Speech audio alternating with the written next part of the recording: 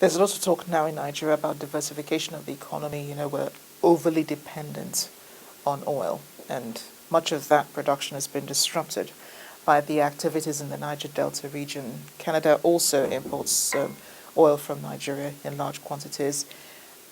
Has the recent situation in the Niger Delta affected how much oil you get from Nigeria? And what would you say about Nigeria diversifying? If Canada had been in the same position, would you also be considering agriculture as we are now? Canada, too, is a major oil producer. In fact, we produce more oil than Nigeria does, but it only represents about 3% of our economy and something like 15% of our exports. We have felt the pinch with the drop in the oil prices, but since our economy is quite diversified, the impact has not been nearly as strong as it has been in Nigeria. Well, Canada has become a hub for Nigerian students who are planning to further their education, university, masters, and so on. Lots of them are making their way to Canada. You have education fairs in the country every year. So I do imagine that there are thousands of Nigerians in Canada. With the recent economic situation in the country, have you noticed perhaps a drop in the number of applications, or has that increased or not been affected at all? The latest figures I saw that I've seen continue to show an upward trend. We're up to about 10,000 Nigerian students currently in Canada.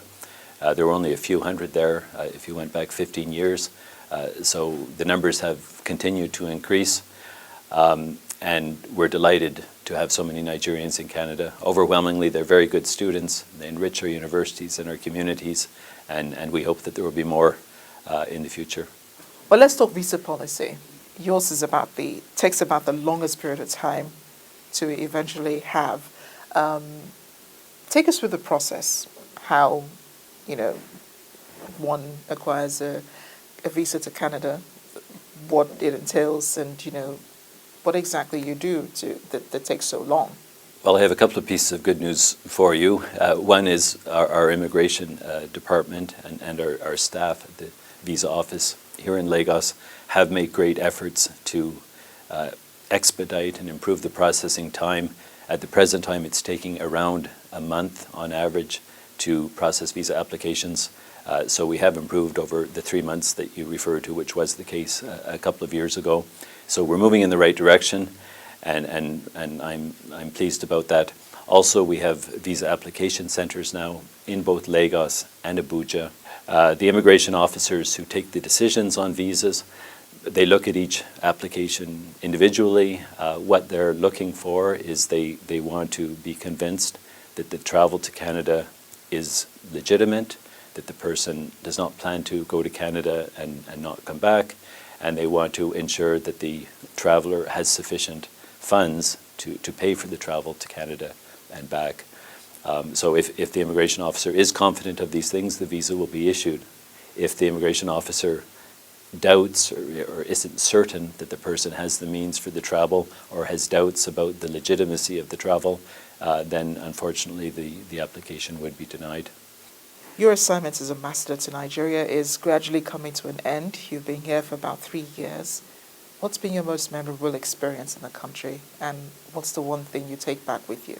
Well, it's challenging to reduce it to one thing, but if I can give a general observation, it's been the warmth of the Nigerian people and the richness and the diversity of the culture of your country. I've served in 7 countries abroad, and I've traveled to many countries as a tourist and so forth. And I think Nigeria, and Nigerians should be proud of this, is one of the most diverse countries in the world. You have something like 250 languages, and with each language and ethnic group, you've got traditions in terms of music and dress and festivities and practices and so forth. All of this make Nigeria culturally a very interesting and a rich country. So I think that would be my most vivid recollection, that great cultural diversity and also the warmth of the people. And what's next for you? Well, I'm very happy that my Minister of Foreign Affairs announced just last week that I've been appointed Canada's High Commissioner to Pakistan. Hi, Commissioner Perry. Thank you so much for speaking with us. Thank you very much, and through you, thanks to all the wonderful Nigerians who so warmly welcomed me during my stay here. That's Diplomatic Channel this week, but just a quick recap of the program before we go. Indonesia's execution of 2 Nigerians and 2 others for drug crimes draws international condemnation from Nigeria, and mainly activist groups who say the death penalty is not a sure way to curb drug crime.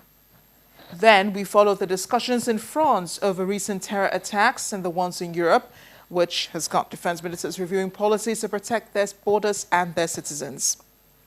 Also, outgoing Canadian High Commissioner to Nigeria, Perry Calderwood, shared his thoughts on global terror and commended Nigeria on the effectiveness of her fight against Boko Haram insurgency. Go online to watch this edition again and other editions of the program.